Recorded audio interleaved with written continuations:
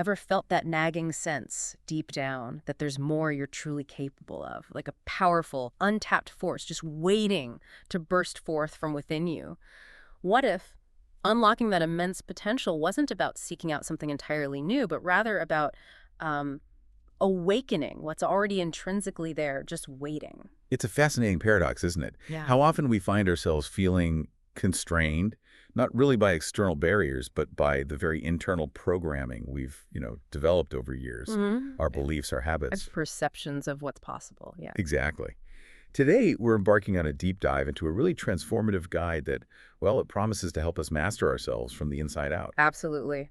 Our mission today is to truly unearth the most impactful strategies and insights from Tony Robbins' big work, Awaken the Giant Within. Mm. This isn't just, a book. It's presented almost like a comprehensive blueprint for self-mastery. It covers everything: your emotions, your physical body, your relationships, finances, and, well, your whole life purpose. Right. We're going to systematically explore the core mechanisms of change Robbins lays out. We'll dig into practical, actionable tools for personal transformation.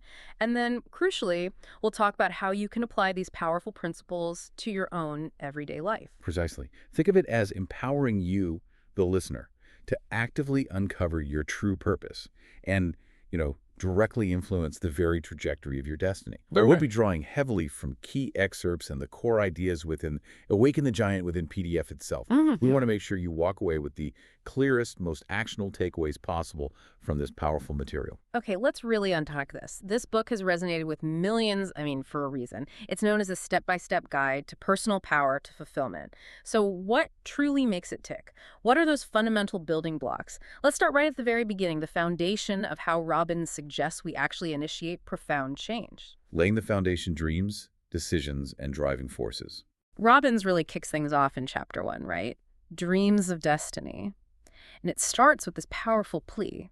He urges us to revive those big, maybe audacious dreams we all had as kids, before the world kind of told us they were impossible. Yeah, before the reality set in. Exactly. He reminds us of the unlimited potential that lies within every individual. And this isn't just about passive wishing. It's about channeling that potential to make a tangible, significant difference in the world. And he makes this point incredibly personal.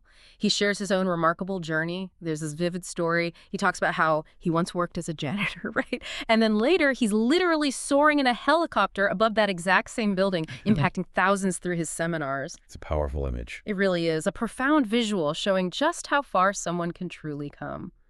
But beyond just the visual, what do you think is the core message he wants us to take from that personal story, especially for someone who might be feeling stuck in their own janitor phase right now? That's a really vital question.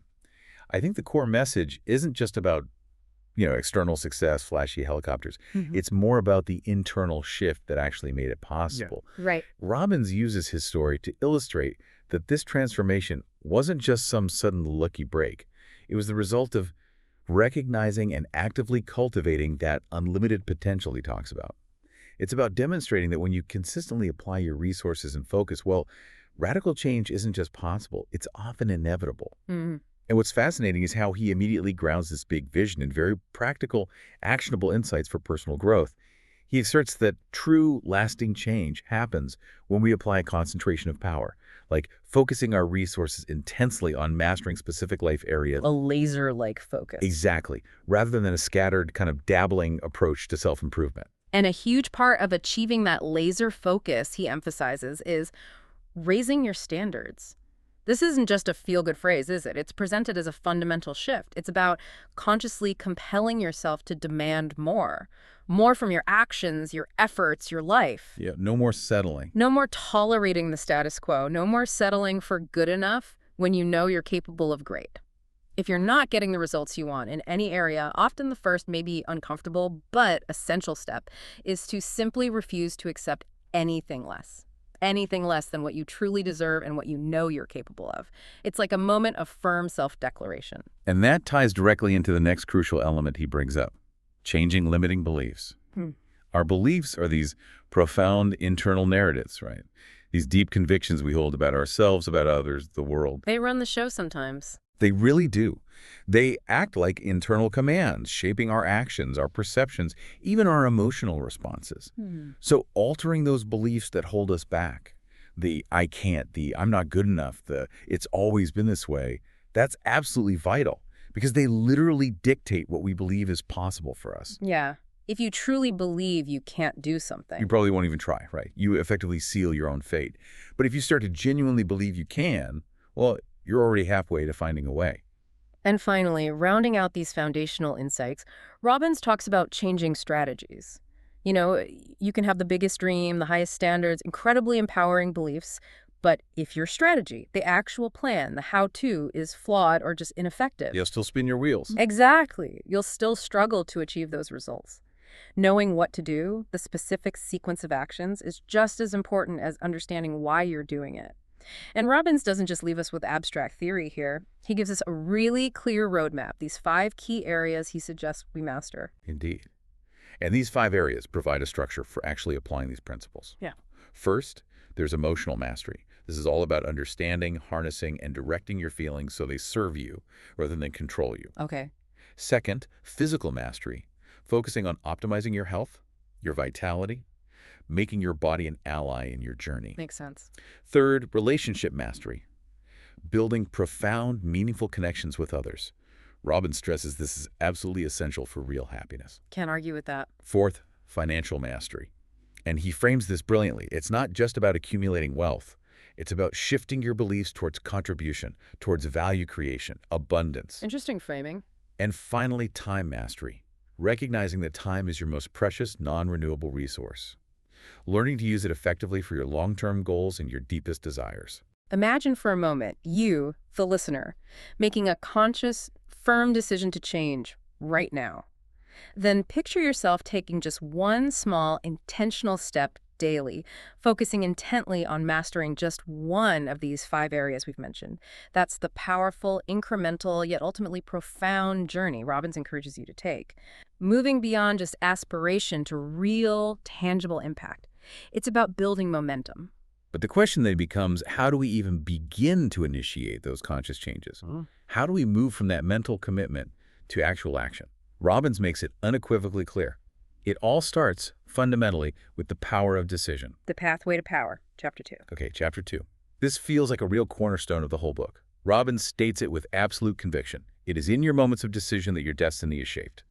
He argues that every single aspect of our lives, whether we see it as positive or negative, successful or challenging, ultimately begins with a decision. It's not fate, it's choice. Exactly. It's not some arbitrary fate or circumstance. It's choice. This is such a profound idea because it places so much agency right back in our hands. What, in your view, makes a decision truly powerful in the way Robbins describes it? I believe its power comes from its absolute nature. It's a cutoff point. A true decision means you've committed to something, and you've essentially eliminated all other viable options in your mind. You've drawn a line. You've drawn a line. Robbins encourages us to reflect deeply on our past, not to dwell in regret, but to learn from the consequences of past choices.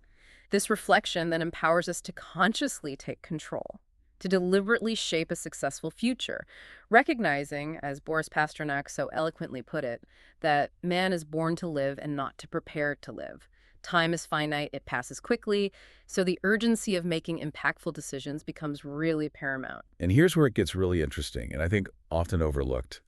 Robbins highlights this distinct difference between merely being interested in something and being fully committed to it. Huge difference. Massive. Many of us are interested in being healthier or wealthier or having better relationships. But that interest often just doesn't translate into sustained action, does it? Not usually, no. True. Lasting change, he argues, requires that unwavering, almost fierce commitment. That decision to cut off any other possibility, to, burn the boats, as they say. It's not just a casual wish. It's like a non-negotiable directive you give yourself. Precisely. And so many people limit themselves with excuses, don't they? Often rooted in external factors or past perceived failures. Robbins vehemently advocates for breaking these limiting beliefs through strong, decisive decision-making. Once you make a firm decision, you effectively break free from the shackles of, I can't, or I'll try, and you step into, I will. This immediate shift in internal state often leads to immediate changes in action. It's powerful. To help us with this, he even gives us a clear decision-making framework. A 4-step formula for success that sounds maybe deceptively simple, but it's incredibly powerful when you apply it consistently. First, decide what you really want. Clarity is king here. Be specific. Super important. Second, Take action. Any action. Just get started. Get the ball rolling. Third, notice what's working or not working. This is your feedback loop. Pay attention. And fourth, change your approach until you achieve your desired outcomes. It's a continuous, iterative process built on constant refinement. Learn and adjust. And beyond that practical framework, he kind of distills it down into 3 crucial decisions that fundamentally shape your destiny, your entire life path. The first is what to focus on. Where your attention goes, your energy flows. Simple as that. Right. The second is what things mean to us. How you interpret events dictates your emotional response, your meaning-making machine. And the third is what to do to create desired results, the actions you take. By consciously controlling these 3 levers, you actively direct your life, rather than just being a passive passenger. This brings us to a concept he calls the Niagara Syndrome. I love this analogy. Are you making conscious, deliberate decisions, actively driving your own life? Or are you simply being swept along by circumstances, like a raft helplessly moving towards the falls? Just drifting. Just drifting. Robbins stresses the absolute necessity of conscious control over your decisions to avoid passively letting life happen to you. It's about being the captain of your ship, not just a piece of driftwood floating along. It's about self-direction versus reaction. And to truly master this decision-making power, he offers several keys. Recognize its profound, far-reaching impact. Commit quickly to your choices to build momentum. Practice decision-making often, viewing each choice as an opportunity to learn. Stay flexible in your approach, adjust as needed. And crucially, maintain a positive mindset, trusting in your ability to course correct. These are like the mental and emotional muscles you build to navigate life's complexities effectively. I think about historical figures like Rosa Parks. Her seemingly simple decision, refusing to give up her seat, sparked a monumental movement. That wasn't just a wish, was it? It was a firm, unwavering decision. Absolutely, a defining moment rooted in decision. Or think about a crossroads you might be at in your life, right now. The key isn't just wishing for a different outcome. It's making that firm, unwavering decision to shift direction. It's truly empowering when you grasp that. But what is it fundamentally that truly drives these decisions? What's the ultimate primal force at play, beneath all the conscious thought and intention? The force that shapes your life. Pain and pleasure, chapter 3. The force that shapes your life. So if decisions are the pathway, the powerful way to shape our destiny, what's the engine? What's the deep-seated force that fuels those decisions? Robbins points to something incredibly fundamental in this chapter. It dives into what he identifies as the core driver of all human behavior. Everything we do, every single action, every choice we make is ultimately driven by our inherent need to avoid pain or to seek pleasure. It's primal, biological. Exactly. It's a universal biological imperative. And he doesn't shy away from demonstrating this principle with a striking clarity. The chapter opens with this really stark contrast. Harrowing tales of violence and destructive acts, right alongside contrasting acts of profound heroism and self-sacrifice. Polar opposites. Totally. What explains such divergent, sometimes seemingly contradictory human actions? Robbins meticulously links them all back to this core dynamic, whether it's avoiding the pain of consequence or gaining the pleasure of altruism or just self-preservation instinct. This principle is relentlessly at work, often completely unconsciously. Many of us, he explains, struggle profoundly to change our habits or behaviors because we often focus on the behaviors themselves, which are just the effects, right? Right, the symptoms. Instead of the underlying motivations, the true cause is rooted in this powerful pain-pleasure dynamic. Take procrastination, for example. It's a classic struggle for so many people. It often stems from associating more immediate pain with taking action right now than with simply delaying it. The momentary pleasure of avoiding discomfort wins out. Even if the long-term pain is way worse. Exactly. Even if the long-term pain of missed deadlines or subpar results is demonstrably greater. We seem wired for immediate gratification, even if it hurts us later. That's the essence of what he calls the pain-pleasure principle. Our actions, our choices, our habits are entirely determined by these deeply ingrained associations. If you genuinely want to overcome a fear, break a bad habit, or initiate a significant change, Robbins insists you need to consciously and deliberately link intense pain to the undesirable behaviors you want to stop, and link immense pleasure to the beneficial actions you want to start or cultivate. This strategic repatterning of associations is absolutely crucial for lasting transformation. It's like rewiring yourself. He also introduces the idea of the pain threshold. Change, he observes, often truly occurs when individuals reach an unbearable emotional pain threshold. That's the point where the pain of staying the same, of enduring the status quo, finally outweighs the perceived pain or discomfort of making a change. The breaking point. The breaking point that becomes a turning point. Think of someone finally quitting a bad habit like smoking or overeating, not because they should, but because the health consequences, the emotional toll, the financial burden. It all becomes so overwhelmingly painful that they are compelled to act. Robbins shares a really compelling anecdote from his own life that perfectly illustrates this. After a profoundly negative childhood experience involving alcohol, he linked extreme, vivid pain to the very idea of drinking. This created such a strong visceral association that he says he successfully avoided drinking throughout his entire life. This powerfully demonstrates how deeply these emotional links can be formed and how effectively they can shape lifelong behavior. They become almost an automatic neural pathway. So his strategies for actively inducing this change involve a clear three-step process. First, identify those specific actions or habits you've been avoiding or struggling with. Get clear on them. Second, take a deep dive. Examine the true, often underestimated pain you've been unconsciously associating with those actions, or maybe the short-term pleasure you've been getting from inaction.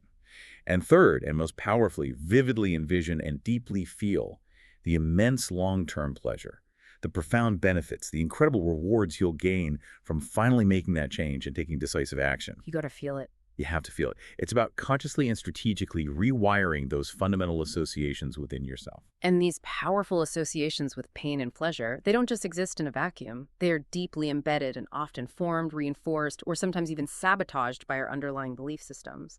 Our beliefs are truly the filter through which we interpret and assign meaning to absolutely everything. The Power to Create and Destroy, Chapter 4. This chapter, Chapter 4 on belief systems, in many ways, it feels like the real heart of Robbins' philosophy, and its core idea is utterly profound. Our beliefs, he argues, shape our lives far more powerfully than the actual events we experience. It's not what happens, but what we believe about what happens. Exactly. They are, as Robbins states, the ultimate guide for how we interpret the events in our lives. It's not just what happens to us, it's the story we tell ourselves, the meaning we assign about what happens that truly determines our reality and our response. He opens this chapter with a truly powerful, almost chilling illustration. The starkly contrasting life outcomes of two sons, both raised by the same father, a man who was a drug addict and a convicted murderer. Wow, intense. Very intense. One son ended up successful, well-adjusted, a thriving member of society. The other followed his father's destructive path, ending up in prison. When asked separately why they believed their lives turned out the way they did, both gave the exact same answer. What else could I have become, having grown up with a father like that? The same reason, opposite outcomes. Precisely. This incredible anecdote powerfully demonstrates how beliefs, born from individual interpretation, can profoundly influence behaviors and ultimately identities. Even when two people are exposed to nearly identical, highly traumatic environments. What's truly chilling here is how two individuals, exposed to the exact same traumatic reality, can construct entirely different internal narratives that then dictate their entire lives. It's not the external event, but the meaning and belief you assign to it that forms the operating system for your future behavior. And this isn't about blaming the victim, it's about empowering the individual to rewrite that internal script. That's such a critical point. So it logically follows that our beliefs dictate our understanding of pain and pleasure, which then, of course, powerfully guides our actions. He points out that limiting beliefs, those subconscious convictions like I'm not smart enough, I'm not disciplined enough, or I'll never succeed, are often born from misinterpretations or overgeneralizations of past experiences. Little pieces of evidence we gather and misinterpret. Exactly. And these can severely hinder our future decisions, our actions, and critically, our very self-perception. We literally create our own ceilings, often unconsciously, simply by what we choose to believe about ourselves and our potential. And the power of meaning is absolutely central here, building on that example of the two brothers. How we interpret experiences, particularly painful or challenging ones, has a profound ability to either empower or disempower us. He draws on Viktor Frankl's powerful observations from the Holocaust, highlighting the crucial role of finding meaning in suffering as absolutely essential for resilience, for survival, and for maintaining one's humanity. It wasn't the suffering itself that broke people, Frankl observed, but often the inability to assign a meaning, a purpose to that suffering. And the influence of these beliefs extends even to our physical bodies, our health. Robbins cites fascinating research and compelling case studies, like Norman Cousins' famous story of self-healing through laughter and Dr. Bernie Siegel's work with cancer patients. These examples powerfully illustrate how our beliefs, our expectations, our mindset can induce tangible physical changes and significantly affect health outcomes, often based purely on our perceptions of treatment efficacy or our belief in our body's own healing capacity. The placebo effect is real, the nocebo effect too. Absolutely. The mind-body connection isn't just some new age concept. It's a powerful, scientifically observed phenomenon. Given this immense power, transforming limiting beliefs becomes absolutely key to unlocking our potential.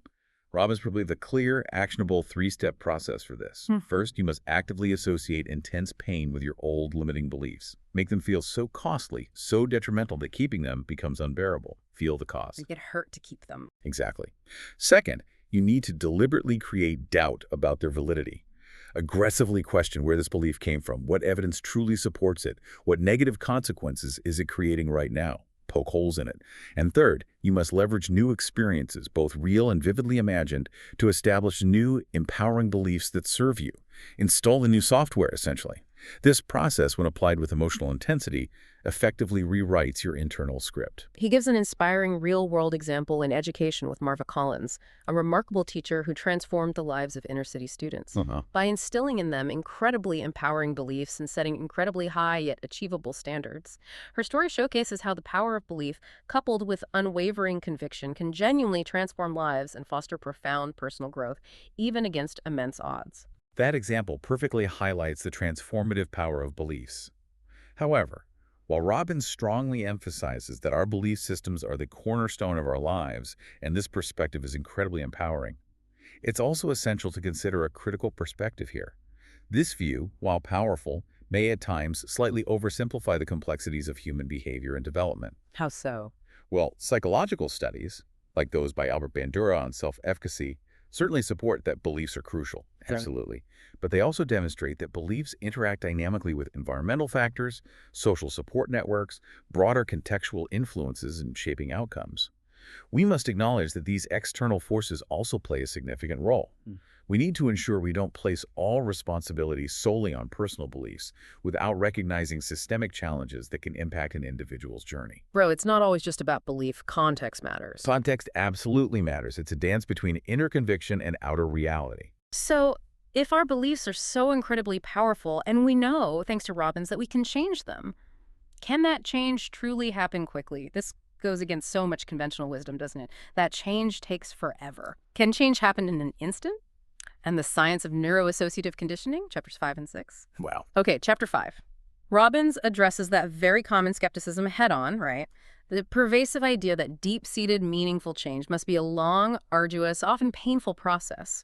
His lifelong passion for rapid change stems directly from his own relentless quest for personal transformation. He recounts his early enthusiasm for understanding human behavior, becoming known as the solutions man in high school. I like that. Yeah. And then, crucially, his discovery of powerful therapeutic tools. He talks about Gestalt therapy, which focuses on present moment awareness and personal responsibility, and neuro-linguistic programming, or NLP, which examines how our language and thought patterns influence our behavior and perceptions. He found that these approaches consistently demonstrated capabilities for rapid and profound change, often despite the skepticism of more traditional mental health professionals who believed change had to be painstakingly slow. He was definitely challenging the status quo there. Yeah. And for any lasting change to truly take root, Robbins says 3 core beliefs are absolutely necessary for an individual to adopt. Right. First, something must change. There has to be a compelling reason, a real discomfort with the way things are. Gotta have that leverage. Exactly. Second, I must change it. It's about taking radical personal responsibility, not waiting for external forces or someone else to fix it. And third, I can change it.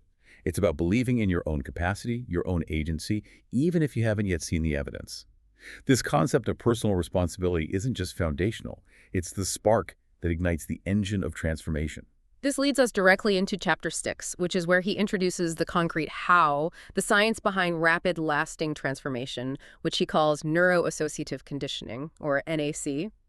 Robbins states that NAC is his most effective, systematic way to change behavior. It works by consciously and strategically linking intense pain to old, undesirable behaviors and, conversely, immense pleasure to new, beneficial ones. It's essentially a methodical, deliberate rewiring of those deep neurological associations we talked about earlier, moving beyond unconscious reactions to conscious design. It's like manually overriding the old programming. And he breaks NAC down into 6 master steps, a formula you can literally apply to anything you want to change. The first step is to decide what you really want. This goes back to clarity. You need crystal clear, specific goals, and crucially, focus intensely on what you desire, not on your limitations or what you want to avoid. Robbins quotes, "If we keep focusing on what we don't want, we'll have more of it." So true. Where focus goes. Energy flows. This clarity on your desired outcome is the compass that guides the entire process. Okay, step 2 is to get leverage. This is about creating that intense motivation we just discussed. It means consciously associating significant, undeniable pain with the idea of not changing. Really feel the negative consequences of staying stuck. Simultaneously, you associate massive pleasure with the idea of changing. Vividly imagine all the profound benefits and rewards. Feel the pull towards that better future. Motivation, he observes, often comes from reaching that powerful emotional pain threshold. As Nietzsche famously said, he who has a strong enough why can bear almost anyhow. This step creates the urgency, the internal drive. Step 3 is to interrupt the limiting pattern. This is critical. You need to physically and mentally disrupt consistent negative patterns of thinking or behavior that are holding you back. These could be subtle habitual responses, a particular thought loop, a way you hold your body, a specific action you always take. The key is to break the chain. Introduce an unexpected, even outrageous or humorous action, something that scrambles the signal. That disruption creates a neurological opening, a moment of confusion where you can then insert a new pattern. Like shaking things up, literally. And once you successfully interrupted that old pattern, step 4 is to create a new, empowering alternative. You can't just remove a behavior. You need to fill that void with something constructive and positive. This means finding new behaviors or thought patterns that provide the same or even better feelings and results without any of the negative consequences of the old pattern. It's about designing a replacement that genuinely serves you better. And then, crucially, we arrive at step 5. Condition the new pattern. This is where reinforcement becomes paramount. You got to lock it in. Yeah. You must repeatedly and consistently reinforce these new behaviors and thought patterns with emotional intensity. The more you practice, the more you associate pleasure with them, the more they become ingrained, automatic. Robbins emphasizes any pattern of emotional behavior that is continually reinforced will become an automatic and conditioned response. It's about consistency, practice, making the new, empowering way the easy, default way. Finally, step 6 is to test the new pattern. Put it through its paces. You need to consciously and deliberately ensure these new behaviors work effectively in real-life situations, especially when you're faced with old triggers or challenging circumstances. This validates the change, builds immense confidence in your new capabilities, and solidifies the new neural pathway you've created. It proves to yourself that the change is real and lasting. So if you're feeling stuck in a rut right now, maybe overwhelmed by a habit you want to break or a goal you haven't pursued, these 6 steps aren't just theoretical ideas. They provide a clear, actionable, and incredibly powerful path to breaking free and actively creating a new, more empowering reality for yourself. It's a direct method for self-transformation. Indeed. With these foundational principles, understanding the power of dreams, the pivotal role of decisions, the underlying dynamics of pain and pleasure, the profound influence of our beliefs, and now the systematic application of neuroassociative conditioning, we've equipped ourselves with a really powerful toolkit. These are the levers we can pull to intentionally shape our inner world and, consequently, profoundly influence our outer experiences.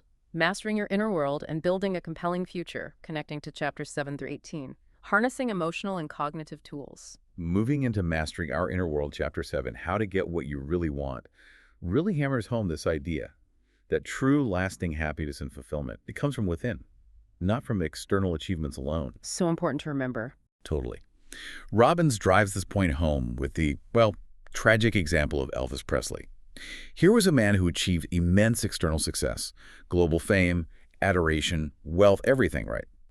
Yet he ultimately fell into self-destructive behaviors and a profound lack of fulfillment. It's a powerful and poignant reminder that understanding what you truly want emotionally, not just chasing external accolades or stuff, is absolutely key to a deeply satisfying life. The paradox is striking. Having it all on the outside doesn't guarantee that inner sense of peace or joy. And this is precisely where understanding and proactively managing your emotional state becomes paramount. Robbins highlights two immediate levers we have: our physiology and our focus. Okay, tell me about physiology first. Regarding physiology, he explains that simply altering your physical posture, changing how you breathe, smiling, laughing, moving with more energy, can dramatically and almost instantaneously impact your emotional state.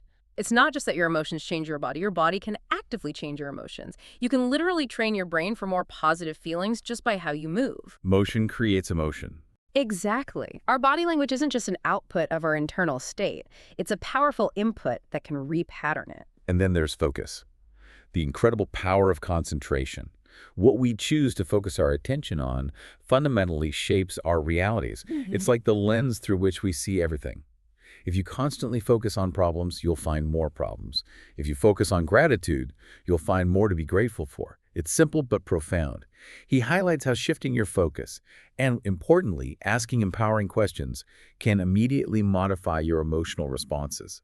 It's a mental lever you can pull anytime, anywhere. You're not a victim of your thoughts. You can direct them. Which brings us directly to Chapter 8, Questions Are the Answer.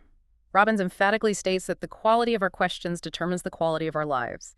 Questions fundamentally shape our thoughts. They direct our mental search engines. Like Google for your brain. Exactly, and thus they profoundly influence our lives. As he often says, quality questions create a quality life. There's even an old Cameroon proverb that beautifully captures this. He who asks questions cannot avoid the answers. We learn, we grow, we solve problems through inquiry. He shares another powerful illustrative story here. Stanislavski Leach, the man who survived a concentration camp. His survival, Robbins explains, was driven by one persistent, relentless question he kept asking himself. How can I use this to escape? Wow, in those conditions. Right. This tenacious, solution-focused questioning, even in the direst, most hopeless circumstances, was his key to maintaining his will to live and ultimately his survival. It's a testament to the power of directed thought. And the practical application for you, the listener, is developing empowering questions like these morning power questions and evening power questions.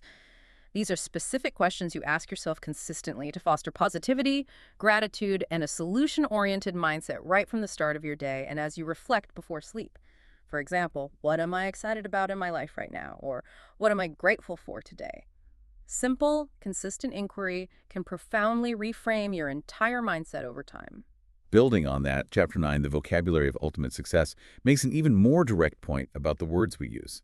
Language itself. Robbins argues that words have immense, almost magical power. They profoundly influence our emotions, our perceptions, our actions. He boldly asserts, simply by changing your habitual vocabulary, you can instantaneously change how you think, how you feel, and how you live. It's about being really mindful of the labels you attach to your experiences. This is what he calls transformational vocabulary. It's a conscious, deliberate choice of words. For instance, instead of habitually saying you're angry, you might choose peeved, or a bit concerned, or feeling frustrated. This conscious linguistic choice immediately lowers the emotional intensity. It shifts your internal state and directly impacts your physiological response. Our labels become our reality, so choosing empowering labels is a direct path to emotional mastery. Chapter 10 then delves into an even broader linguistic concept: the power of life metaphors. Metaphors, Robbins explains, are these powerful linguistic tools that not only communicate complex ideas, but deeply shape our emotions, our worldviews, our actions. As the philosopher José Ortega y Gasset remarked, the metaphor is perhaps one of man's most fruitful potentialities.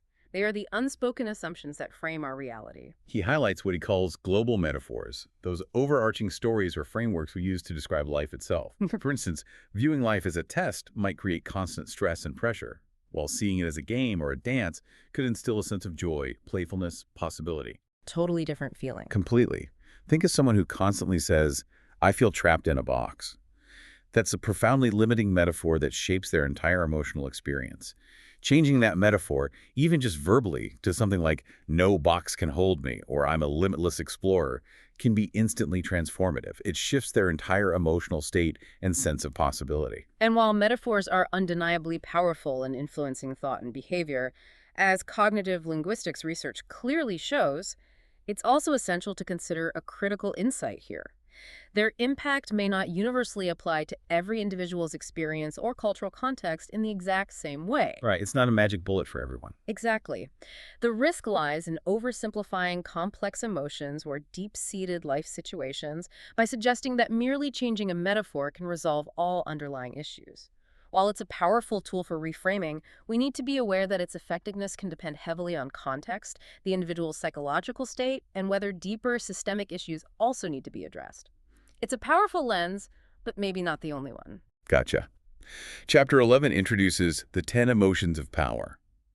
Robbins challenges the common belief that our emotions are just random, uncontrollable forces. Instead, he frames them as crucial action signals guiding us. He provides 6 clear steps to emotional mastery. First, identify what you're really feeling beneath the surface. Second, acknowledge and appreciate your emotions, recognizing they serve a purpose. Third, get curious about the message they're truly sending you.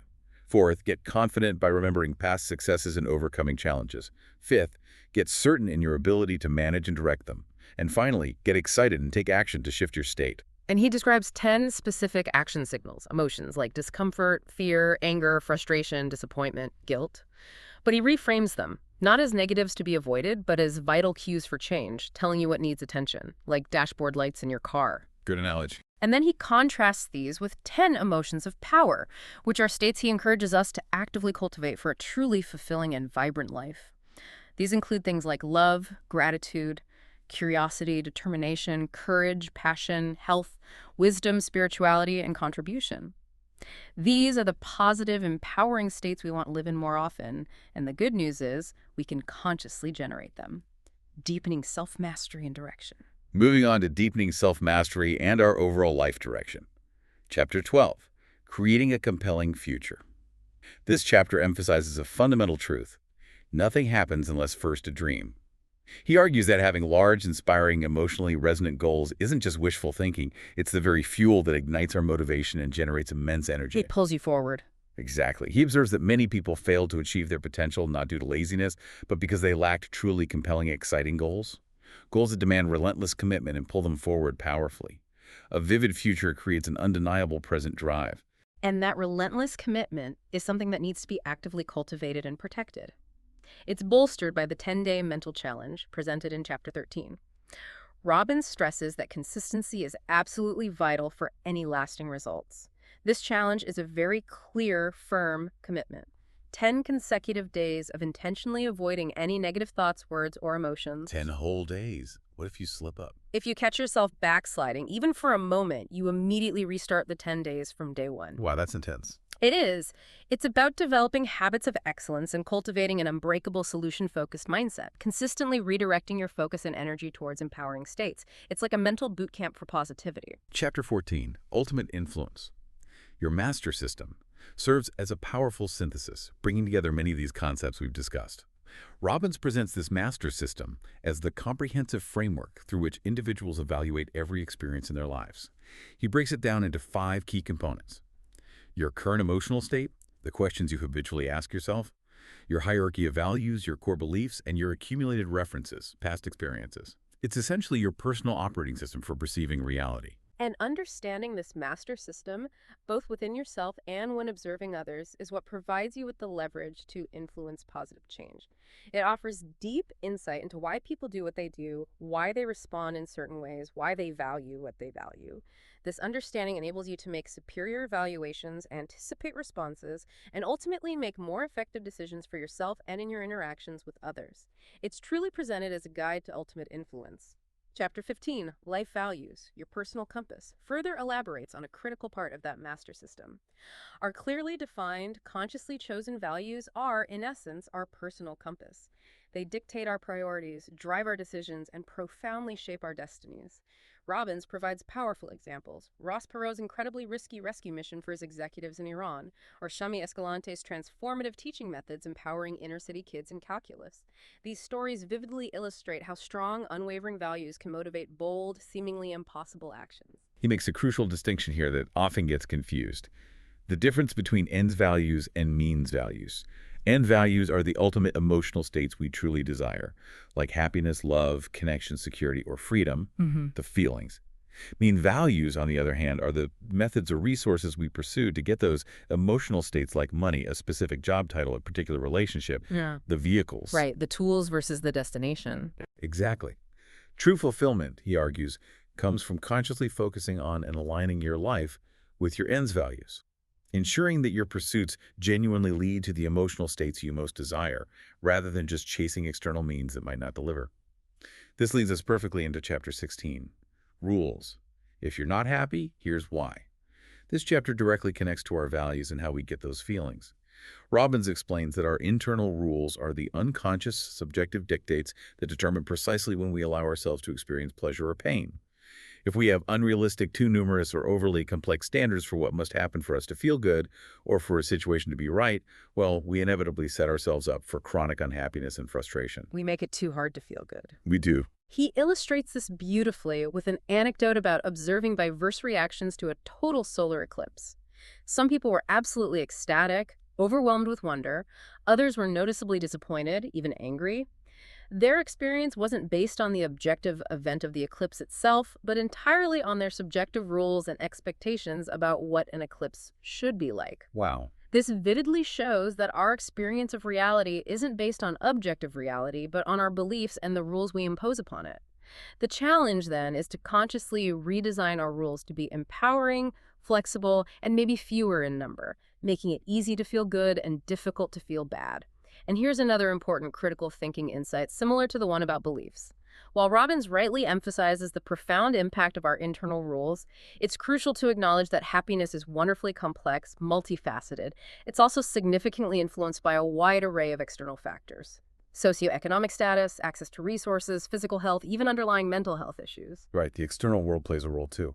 Absolutely. So while actively redesigning our internal rules is an incredibly beneficial and empowering practice, we must also humbly acknowledge these broader contextual influences that profoundly impact emotional well-being. It's a powerful piece of the puzzle, but maybe not the entire solution for everyone, all the time.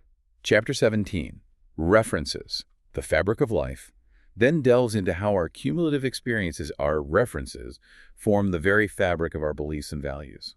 These references are the data points, the evidence, the memories, both positive and negative, that our brain uses to create its understanding of the world and our place in it. He uses the profound example of George Bush's wartime experiences, showing how intense, formative events can forge character, shape beliefs, and ultimately determine destiny. These become the bedrock of our internal operating system. To expand ourselves, to truly grow, Robbins suggests we must actively seek to expand our references.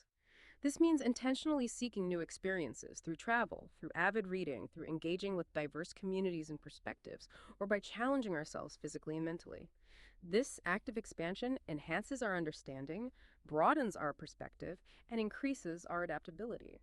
It allows us to essentially borrow experiences from others, learning from their successes and failures, and thereby broadening our own sense of what's possible for ourselves.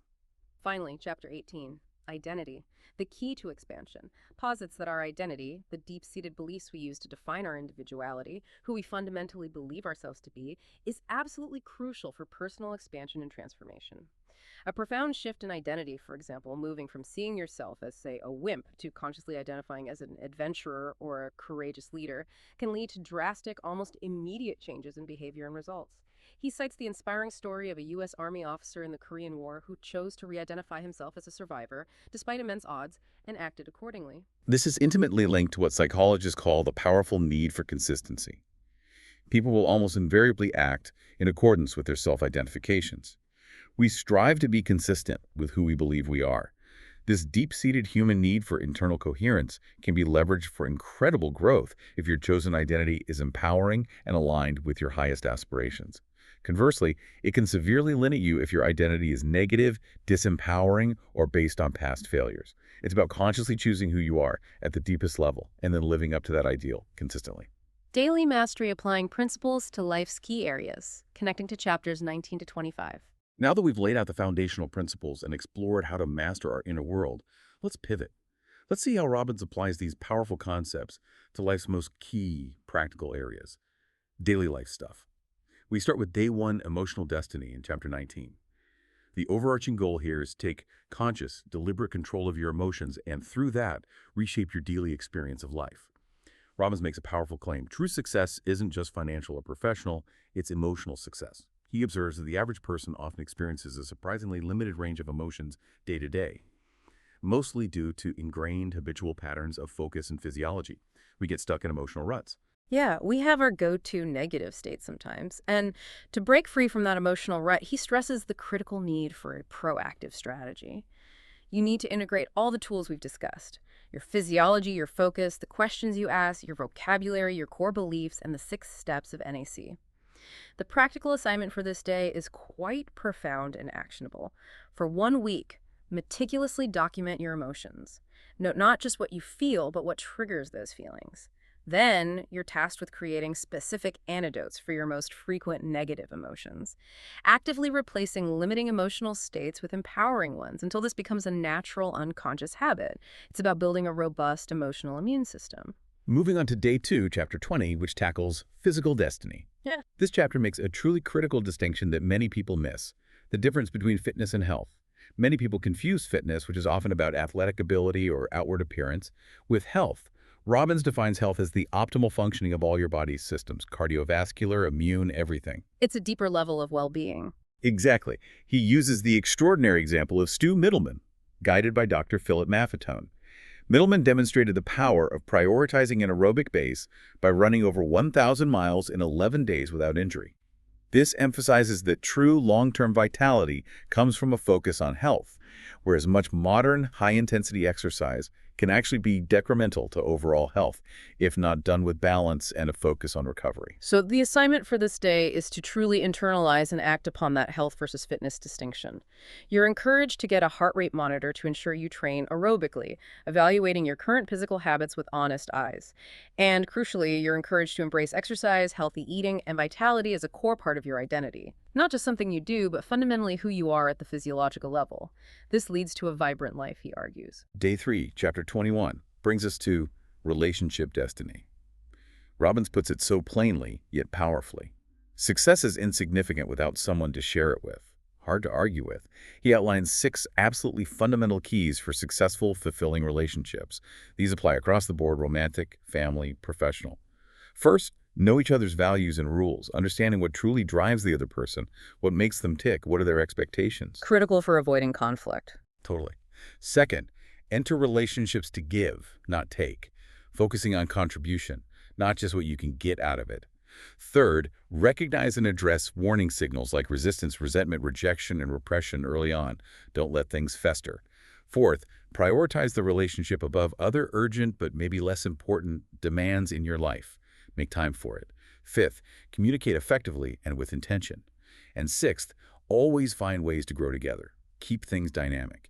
Each of these, when consistently applied, strengthens the bond.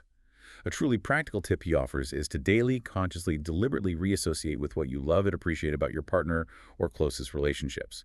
Actively ask yourself questions that evoke gratitude and connection. This simple, consistent mental practice shifts your focus to the positive, reinforcing connection and deepening your bond over time. Day 4, chapter 22, shifts our focus to financial destiny. Money, he explains, is ultimately a tool. A tool for freedom, security, contribution. Yet it often carries immense negative emotions and limiting beliefs for so many people. Money baggage is real. Definitely. Financial literacy is undeniably crucial, but it's equally important, he argues, to shift from a scarcity mentality, shift towards understanding unlimited wealth. This is a concept that stems from creativity, innovation, adding massive value to others, rather than engaging in zero-sum, cutthroat competition. He offers 5 fundamental keys to truly building and managing wealth. First, increase your income by consistently adding more value to the marketplace. Second, maintain your wealth by wisely spending less than you earn and avoiding destructive debt. Third, increase your wealth through smart and diversified investment. Fourth, protect your wealth from unforeseen threats and risks. And fifth, often overlooked, enjoy your wealth by sharing it generously and practicing profound gratitude for what you have. That last one feels important. It really is. Now, while financial literacy and a growth mindset are incredibly important, it's also crucial to acknowledge, again, the context. Access to resources, starting capital, broader socioeconomic factors can also significantly impact financial growth, and how one spends money also affects well-being. Research, like Elizabeth Dunn's work, shows spending on experiences or giving to others often yields greater happiness than just buying more stuff. So it's a multifaceted challenge that requires both internal shifts and external awareness. Day 5, Chapter 23, is about becoming impeccable, your code of conduct. This chapter powerfully emphasizes that truly living by one's highest values requires daily measurement, unwavering adherence, and ruthless honesty with yourself. He shares the inspiring story of a young man and famously Benjamin Franklin, who both created personal virtue lists and meticulously tracked their adherence to these virtues daily, like a personal scorecard. Holding themselves accountable. Exactly. This showcases the incredible power of developing a conscious, personal code of conduct. Robbins famously says, "Pressure doesn't create negative behavior. It only reveals what's already inside the orange." This profound insight means that your response under pressure, in challenging moments, doesn't create your character. It simply reveals your true, ingrained character and values. Who are you when things get tough? Day 6, Chapter 24, addresses Master Your Time and Your Life. Robbins asserts that time, while seemingly external, is largely a mental construct, how we perceive it. Mastering it, therefore, means consciously leveraging your perception and use of time for greater satisfaction, increased productivity, and significantly reduced stress. He talks about the concept of distorting time, how time flies when you're having fun or crawls when you're bored. We can influence this by engaging deeply in enjoyable, purposeful activities. He also heavily emphasizes the critical balance between what is merely urgent versus what is truly important. Big distinction. As Goethe once said, we have time enough if we will but use it aright. It's about intentionality. Finally, we arrive at the ultimate challenge, Chapter 25, what one person can do. This chapter serves as a powerful call to action. It illustrates just how profoundly individual actions can lead to substantial, even systemic, reform. He recounts the truly inspiring story of Sam Laboud, a young activist who, with just $800 and a hidden camera, filmed the horrific killings of dolphins by tuna fishermen. Incredible courage. Absolutely. That single piece of footage, shown globally, transformed the entire tuna industry. It mobilized massive public awareness and led to significant changes in fishing practices, all from one person's courageous action. This chapter is designed to combat learned helplessness, that pervasive feeling that nothing you do can really make a difference, that feeling of powerlessness. Robbins urges you to recognize your innate, powerful ability to control your thoughts, your feelings, your actions, emphasizing that this internal locus of control is your greatest power. He argues that everyone has the potential for heroism, from grand gestures to simple acts of volunteering, offering kindness, speaking truth. He recounts Mother Teresa's defining moment on the streets of Calcutta, which fundamentally changed her path and inspired a lifetime of unparalleled service. A single moment, a single decision. However, it's crucial not to oversimplify here either. While individual empowerment is undeniably significant, systemic issues and structural inequalities often impede individual efforts. We have to acknowledge that. Right, it's not always just down to the individual against the world. Exactly. Large-scale social change frequently requires collective action, organized movements, addressing underlying power structures. Not just individual initiative, as sociologists like Charles Tilly have extensively explored. It's a powerful interplay between individual will and collective impact. Both are needed. This ultimate challenge, then, encourages us to embrace a culture of contribution, to live our lives with profound purpose and undeniable impact. It's about being the catalyst for change, burning bright, living fully, knowing your actions, however small they might seem, can ripple outwards in ways you might never even see. Outro? Wow. What an incredible deep dive we've had into Tony Robbins' blueprint for self-mastery. We've systematically unpacked how our deepest dreams, our most fundamental decisions, our core beliefs, and our underlying emotional drivers are the true, profound forces shaping our destiny. The real levers of change. We've meticulously explored the step-by-step process of neuroassociative conditioning, that powerful 6-step formula, and discuss how to apply these transformative tools to every crucial aspect of our lives, from managing our finances to enriching our most cherished relationships. Indeed. We've truly seen that the giant within isn't merely some poetic metaphor. It's a very real call to conscious living. It's an invitation to proactively design our emotional states, to optimize our physical vitality, and to amplify our contributions to the world around us.